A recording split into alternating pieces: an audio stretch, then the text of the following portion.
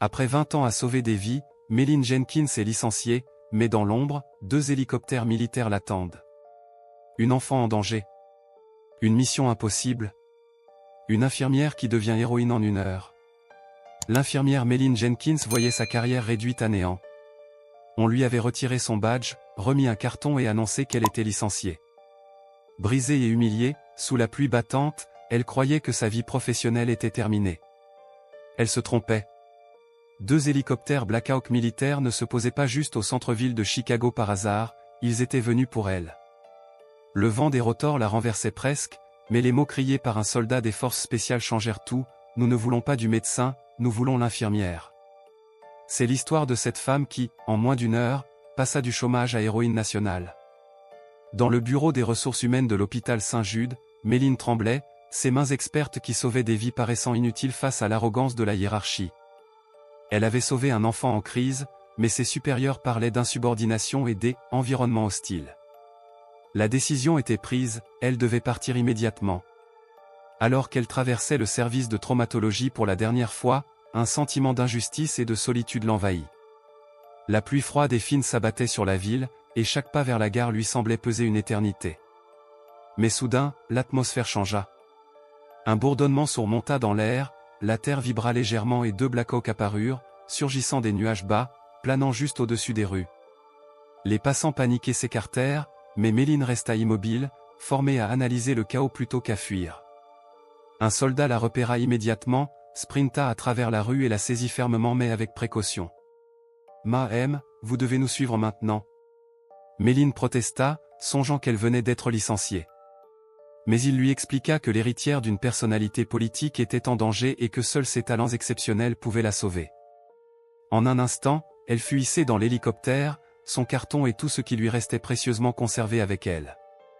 Alors que l'appareil s'élevait au-dessus de la ville, elle laissa derrière elle un hôpital et une carrière injustement interrompue, pour entrer dans une mission où ses compétences seraient enfin reconnues à leur juste valeur. Le téléphone vibra dans le silence. La voix du capitaine Miller était urgente, un accident venait de se produire lors d'un événement officiel. Une enfant était gravement blessée, et l'équipe médicale sur place manquait de personnel spécialisé. Le temps jouait contre eux. Méline inspira profondément. Ses mains tremblaient encore, mais ce n'était plus de la peur, c'était l'appel du métier. Elle entra dans cet état particulier que seuls les soignants connaissent, celui où tout disparaît, sauf la mission. Quelques minutes plus tard, l'hélicoptère militaire fendait le ciel sous la pluie. Méline regardait par la fenêtre, encore étonnée du contraste. Quelques instants plus tôt, elle s'inquiétait de ses factures, maintenant, elle se dirigeait vers une base aérienne pour sauver une vie liée aux plus hautes autorités du pays. L'appareil se posa brutalement. Le bruit, la lumière, les véhicules blindés, les agents de sécurité, tout formait une scène irréelle. Mais Méline ne voyait qu'une chose, une enfant en danger. À l'entrée du hangar, les agents hésitèrent. Le protocole exigeait des autorisations. Mais Méline s'avança, calme et déterminée. Elle expliqua la situation avec des mots simples et clairs. Chaque seconde comptait. Le silence tomba.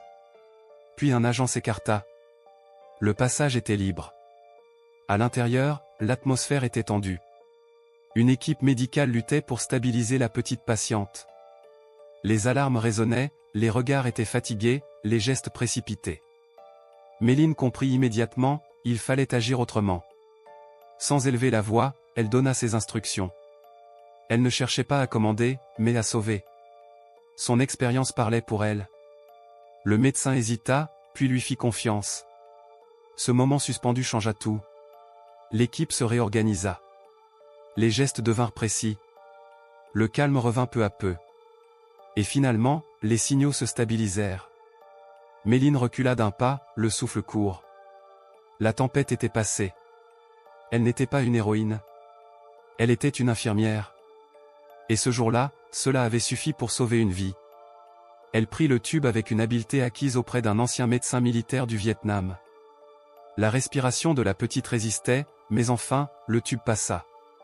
Méline sentit la libération, l'air pénétrer les voies respiratoires. « Ventilez-la » cria Méline. L'infirmière connecta le ballon d'oxygène et commença à presser. Rien ne se passa. « Pas de souffle » s'exclama Vance, son stéthoscope à l'oreille. « Tu as raté? Non, c'est un bouchon de mucus.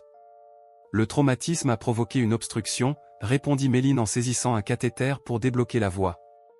Elle retira un gros caillot de sang et de mucus. Refaites le ventilateur. L'infirmière appuya à nouveau, le petit thorax se souleva parfaitement. Les sons respiratoires étaient là, bilatéraux, et les chiffres sur le moniteur montaient progressivement, oxygène 70, 75, 85, 92, 98%. Le rythme cardiaque reprenait. La teinte violette des lèvres de la fillette disparaissait, laissant place à un rose sain. Méline relâcha enfin sa respiration, ses mains tremblantes alors qu'elle sécurisait le tube. Sédation. Maintenez-la paralysée jusqu'à ce qu'on puisse l'opérer, ordonna-t-elle, reprenant son sang-froid. Colonel Vance observa la scène, admiratif, c'était la plus belle insertion d'air que j'ai jamais vue. Méline esquissa un faible sourire. Simple plomberie, pensa-t-elle, juste du travail bien fait. Elle cherchait un moment pour s'asseoir, pour appeler quelqu'un, mais elle n'avait personne à appeler. Elle avait sauvé la petite, mais elle restait sans emploi, celle qu'on avait escortée hors de Saint-Judès. Soudain, l'activité à l'entrée du hangar s'intensifia. Les agents du secret service se redressèrent. Une silhouette fit son entrée, entourée de 4 hommes encore plus impressionnants que ceux dehors. Le président Thomas Kane. Son visage était marqué par le stress, mais là, il ressemblait à un oncle inquiet. Il se précipita vers le brancard. « Elle est stable, monsieur le président. Ses voies respiratoires sont sécurisées. Saturation d'oxygène à 100%, annonça Vance. Le président posa sa main sur celle de la fillette, soulagé. « Merci, merci, murmura-t-il. Il se tourna vers Vance, ils m'ont dit qu'elle s'étouffait, et que vous n'arriviez pas à passer le tube. Je n'y arrivais pas, monsieur, répondit Vance avec honnêteté. Alors qu'il a fait? Le président regarda l'équipe, et Vance désigna Méline, adossée aux caisses, ses vêtements trempés et un carton à la main. Nurse Jenkins. Le président s'avança, tendit la main. Vous lui avez sauvé la vie, dit-il avec intensité. La gratitude d'une nation et l'obligation éternelle d'un parrain, pensa Méline, incapable de parler. Vous êtes toujours basé à Saint-Judès? Demanda le président. Méline secoua la tête. Non, monsieur. J'ai été licencié 20 minutes avant votre hélicoptère. Silence total. Pour avoir sauvé une vie, elle avait été renvoyée. Le président se tourna vers son équipe, déterminé, le directeur de la santé, le gouverneur, le conseil de l'hôpital, il voulait comprendre. Puis, à Méline, vous ne resterez pas longtemps sans emploi. Mais d'abord, avez-vous des vêtements secs? Non, monsieur. Ce carton est tout ce que j'ai. 1 heure plus tard, elle sirotait un thé chaud sur Air Force One, vêtue d'une veste sèche du secret service. La fillette, Emily, avait été transportée au Walter Reed Medical Center. Tout allait bien. Le président la regarda, 20 ans de service impeccable, 3 distinctions pour courage, et aucune faute jusqu'à aujourd'hui. Docteur Sterling est particulier, commenta Méline. Il croit que la hiérarchie est plus importante que l'intuition du personnel. Le président hocha la tête, sérieux, aujourd'hui, il a voulu jouer à Dieu avec ma famille. Ce jour-là, avant que Méline ne puisse répondre, le chef de cabinet, une femme vive nommée Elena Nena, entra dans la pièce. Elle activa le grand écran sur le mur. Président Méline, vous devez voir ça. C'est en train de devenir viral. Le hashtag #AndWhereTheNurse est numéro 1 dans le monde entier. Sur l'écran, on voyait une vidéo prise par un passant sur State Street. Un hélicoptère Black Hawk atterrissait en plein carrefour, soulevant poussière et débris. La caméra suivait le capitaine Miller, courant vers Méline, tandis qu'une voix claire se faisait entendre, « Nous ne voulons pas le docteur. Nous voulons l'infirmière. » La vidéo montrait ensuite Miller embarquer Méline dans l'hélicoptère et décoller. Tout le monde se demande qui est cette infirmière, pourquoi l'armée l'a choisie et pourquoi elle se trouvait là avec ses affaires au milieu de la journée de travail, expliqua Elena en défilant les commentaires. Méline sentit son visage chauffer. Ils ont vu la boîte. Ils ont tout vu. Et les internautes sont rapides. Ils ont déjà identifié votre photo et l'ont reliée au personnel de Saint-Jude. Le problème, poursuivit Elena en changeant l'écran pour diffuser une info en direct, sans NN. Le bandeau annonçait « Incident militaire viral à l'hôpital Saint-Jude ». Le docteur Marcus Sterling se tenait à un podium, sérieux et grave, entouré de Linda Holloway des ressources humaines. Nous sommes conscients de la situation impliquant Madame Meline Jenkins, ancienne employée. Il expliqua qu'elle avait été licenciée pour comportement préoccupant, et que ses actions avaient mis en danger la sécurité des patients. L'armée, selon lui, aurait agi sur des informations dépassées. Meline, choquée, se leva brusquement, renversant sa chaise. Qu'un, témoin de la scène, comprit vite que Sterling tentait de discréditer Meline avant qu'elle ne puisse prouver son héroïsme. Pendant ce temps, la presse posa des questions sur l'intervention militaire. Sterling nia toute implication liée aux patients, affirmant que Meline n'était plus praticienne et qu'elle recevait l'aide nécessaire. Les larmes aux yeux, Meline comprit que ce n'était plus seulement son emploi, c'était sa réputation. « Il va gagner », murmura-t-elle. « Il a les avocats, le conseil, et moi, je ne suis personne. » Qu'un posa une main sur son épaule. « Vous n'êtes personne, Meline, dit-il. Vous êtes celle qui a sauvé Emily, et je ne supporte pas qu'on mente sur mes amis. » Il ordonna alors à Elela Nena de suivre l'actualité de Sterling et annonça à Meline qu'ils allaient la ramener sur le terrain, devant les caméras. À l'hôpital Saint-Jude, la salle de presse était bondée. Le docteur Sterling, préparé, jouait parfaitement son rôle de leader victime. Mais quand les téléphones des journalistes se mirent à sonner simultanément, annonçant l'arrivée du président et de son cortège, le chaos éclata. Les agents du secret service entrèrent en trombe, suivis par le maire, puis par le président Thomas Quinn et Meline Jenkins. Malgré ses vêtements larges de service secret, elle marchait la tête haute, guidée par le président. Les flashs crépitaient, les questions fusant dans tous les sens. Sterling, figé, voyait son autorité s'effondrer. Le président Quinn prit le micro. « Dr Sterling vient de dire que Meline Jenkins a été licenciée pour instabilité. La vérité est qu'il y a 2 heures, ma filleule a subi un grave accident. Les meilleurs médecins militaires n'ont pas pu la stabiliser. Nous avons demandé Meline Jenkins par son nom car elle est la meilleure infirmière thoracique de cette ville. Et elle a sauvé une vie, 1 heure après avoir été licenciée par cet homme. » La salle éclata de stupeur. Les journalistes accablèrent Sterling de questions. Meline, pour la première fois, prit la parole. « Léo allait mourir. Vous vous inquiétiez d'un procès, moi je m'inquiétais de la vie d'un enfant. » Quinn dévoila alors une enquête sur les pratiques frauduleuses de Sterling. La sanction fut immédiate, suspension et expulsion. Sterling, humilié, quitta les lieux avec une boîte vide. Quelques mois plus tard, Meline se tenait à l'inauguration du « Centre Meline Jenkins pour les traumatismes pédiatriques » où elle dirigeait désormais les opérations infirmières. Léo, maintenant 9 ans, souriait à ses côtés. Elle prit la parole devant la foule. « Je suis sortie de ces portes avec une simple boîte en carton. J'ai appris que le pouvoir ne se mesure pas par un titre mais par la capacité à aider. Ici, le patient passe avant tout. Et si vous devez enfreindre une règle pour sauver une vie, faites-le. » Le public applaudit, la cérémonie se termina dans la joie. Quinn lui remit un patch militaire symbolique. « Nous ne voulons pas le docteur. » Meline sourit, les larmes aux yeux. Elle n'était plus seulement une infirmière. Elle était une gardienne de vie, prête à commencer son prochain service.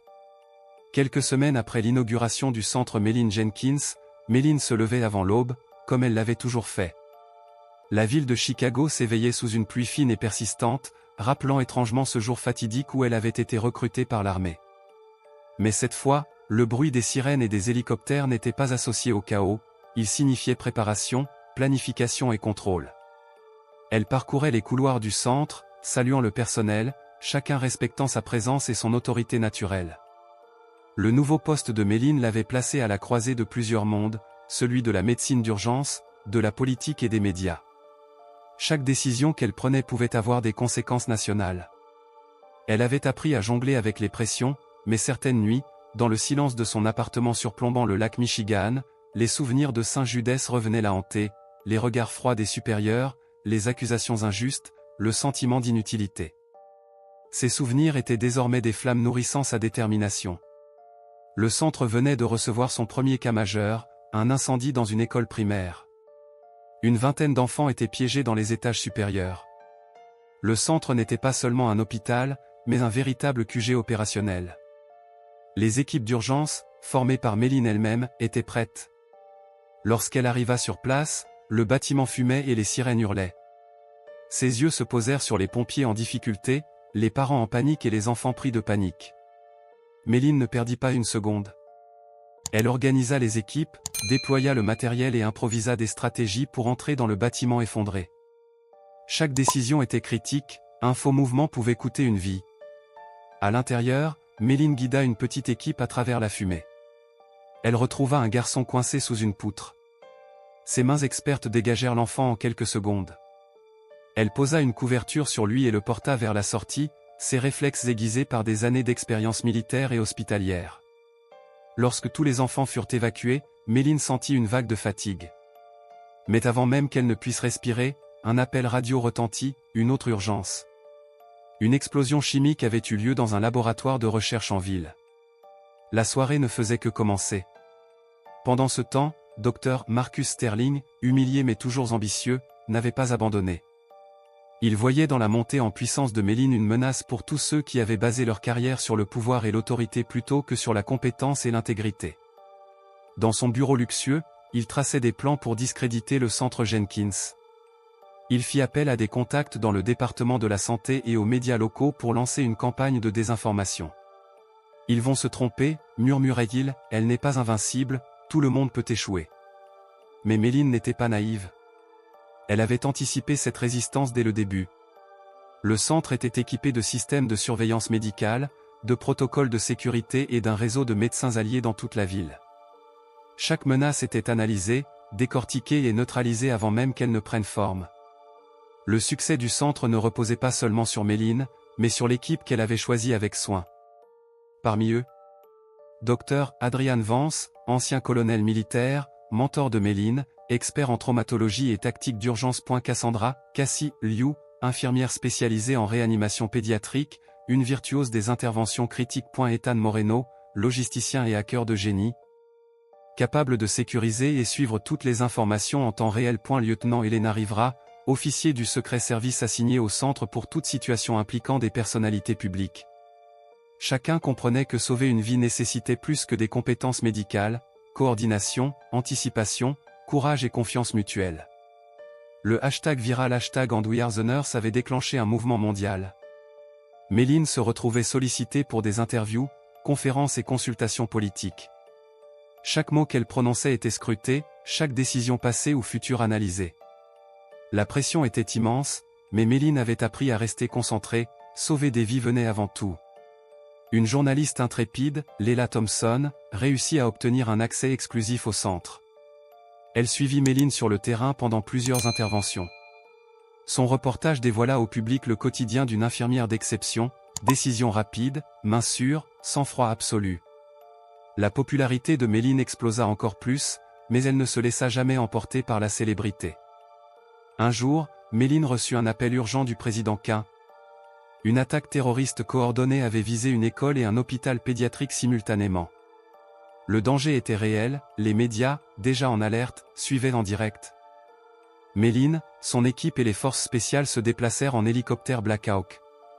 Lorsqu'ils atteignirent la zone, le chaos régnait, flammes, fumée, cris, enfants blessés. Méline mit en œuvre une coordination militaire médicale, extraction, triage, stabilisation. Chaque seconde comptait. Elle sauva un garçon coincé dans les décombres, pratiqua une trachéotomie sur une fillette avec une précision chirurgicale et stabilisa plusieurs brûlés critiques. La scène, filmée par drone pour la sécurité, montra au monde entier l'excellence et la bravoure de cette femme. Malgré tout, Sterling tenta une nouvelle manœuvre, accuser Méline de négligence lors de l'intervention. Le président Quint, désormais convaincu de son rôle néfaste, autorisa une enquête indépendante.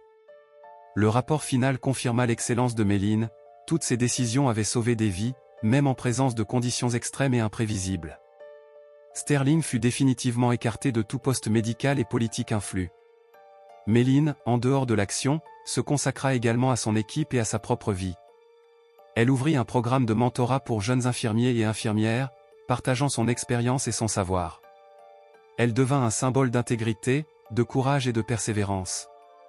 Des familles qu'elle avait sauvées venaient la visiter, offrant gratitude et histoires de vie transformées.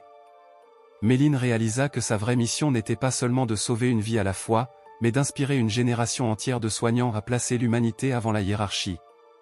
Quelques années plus tard, le centre Méline Jenkins pour les traumatismes pédiatriques devint un modèle international.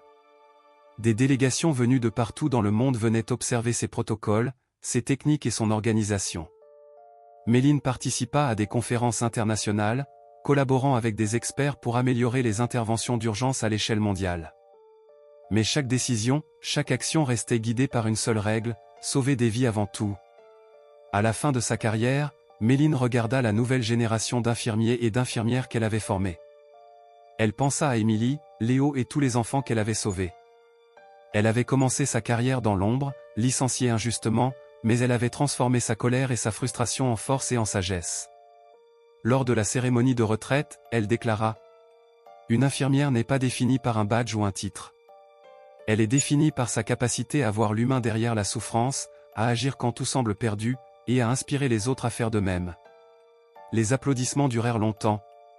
Mais Méline, fidèle à elle-même, retourna à ses racines, un simple uniforme, des mains expertes, un cœur dédié à la vie. Peu de temps après sa retraite officielle, Méline reçut un appel inattendu du département de la Défense et de l'ONU. Une mission humanitaire en zone de conflit s'annonçait critique, un tremblement de terre venait de frapper un pays du Moyen-Orient, et des centaines d'enfants étaient coincés sous les décombres. Les équipes locales manquaient d'expertise médicale et de coordination. Sans hésiter, Méline accepta. Elle avait toujours ressenti que son rôle ne se limitait pas aux frontières de Chicago. Cette fois, elle emmenait avec elle une équipe triée sur le volet, Cassie, Vance, Ethan et Elena. Le centre international avait fourni des drones, des tentes médicales portables et tout le matériel de pointe nécessaire. À leur arrivée, la scène était apocalyptique. Bâtiments effondrés, poussière et débris partout, cris et pleurs mêlés au vent et aux sirènes. Méline prit immédiatement le commandement opérationnel. Chaque décision était vitale. Elle divisa les équipes, extraction, triage, stabilisation et communication avec les autorités locales. Elle retrouva un petit garçon coincé sous un bloc de béton. Ses mains expertes, héritage de milliers de sauvetages, dégagèrent le corps en moins de 5 minutes. Les enfants transportés vers les zones de tri affluaient, et Méline supervisait chaque geste. La coordination entre ONG, armées locales et organisations internationales était un défi monumental. Elle réussit à le transformer en machine efficace et humaine. Pendant que Méline sauvait des vies à l'autre bout du monde, Dr Marcus Sterling, toujours rancunier et désormais avec des connexions politiques internationales, commença à répandre des rumeurs sur son intégrité professionnelle et ses méthodes. Il accusa Méline de « pratiques médicales non conventionnelles » et menaça de bloquer les financements internationaux pour ses missions. Mais Méline, forte de son expérience, ne perdit jamais son calme. Avec Elena et Ethan, elle infiltra des systèmes d'information pour surveiller et anticiper toute attaque contre elle, tout en continuant à sauver des vies. Les mensonges de Sterling s'effondraient face aux preuves irréfutables des interventions de Méline. Tout en étant sur le terrain, Méline créa un programme de mentorat global, formant des infirmières et médecins dans des zones à risque. Elle enseignait non seulement des techniques médicales avancées, mais aussi la coordination en situation extrême, la gestion du stress et la prise de décision rapide. Elle devint un symbole mondial. Les jeunes professionnels venaient d'Asie, d'Afrique, d'Europe et d'Amérique latine pour apprendre auprès d'elle. Méline insistait toujours, ce n'est pas le titre ou la hiérarchie qui sauve des vies. C'est le courage, la rapidité et l'intuition. Alors que Méline était en mission en Afrique, un virus inconnu commença à se répandre dans une ville densément peuplée. Les gouvernements hésitaient à intervenir, mais Méline prit les devants. Elle monta une unité mobile capable de triage et d'isolation. Les jours suivants furent critiques, elle administrait traitements expérimentaux validés par des laboratoires internationaux, formant des équipes locales, et coordonnait l'évacuation de centaines de patients. Chaque intervention la rapprochait de la limite physique et mentale, mais elle refusait de déléguer à ceux qui manquaient d'expérience. De retour aux États-Unis après cette mission, Méline reçut des prix internationaux pour sa bravoure et son innovation médicale. Mais elle savait que sa plus grande réussite n'était pas la reconnaissance, c'était la formation de dizaines de professionnels capables de sauver des vies quand elle ne serait plus là.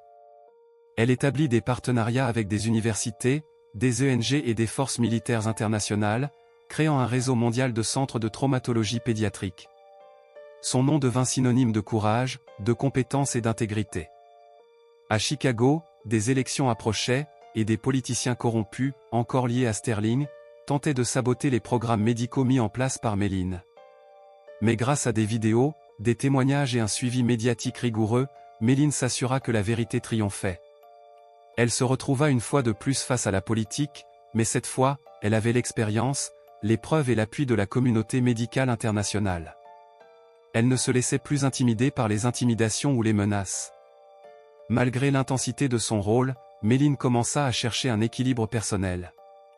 Elle renoua avec sa famille, développa des amitiés sincères et permit à son cœur de ressentir à nouveau la joie simple, un café, un rire, un coucher de soleil. Cependant, le poids des responsabilités ne disparut jamais. Chaque appel, chaque alerte médicale la replongeait dans l'action. Mais elle avait appris à accepter que sauver des vies ne signifiait pas sacrifier toute existence personnelle. Méline Jenkins fut invitée à l'ONU pour présenter ses méthodes de triage et de sauvetage. Son discours, simple et émouvant, devint viral. Chaque enfant, chaque vie compte. Peu importe votre titre, peu importe votre pouvoir. Ce qui compte, c'est votre action au moment où il n'y a plus de temps pour hésiter. Son nom fut inscrit dans des publications médicales internationales et des programmes de formation. Mais elle resta fidèle à sa philosophie, l'efficacité médicale avant la gloire personnelle. Quelques années plus tard, Méline formait une équipe de jeunes leaders médicaux capables de réagir en zone de conflit et lors de catastrophes naturelles. Elle leur enseignait non seulement la médecine, mais aussi l'éthique, le courage et la résilience. Émilie et Léo, les enfants qu'elle avait sauvés autrefois, venaient parfois observer les interventions. Ils étaient devenus des adolescents curieux, inspirés par Méline à aider les autres. Elle comprit alors que son héritage ne se mesurait pas seulement par les vies qu'elle avait sauvées, mais par celles qu'elle inspirait à sauver.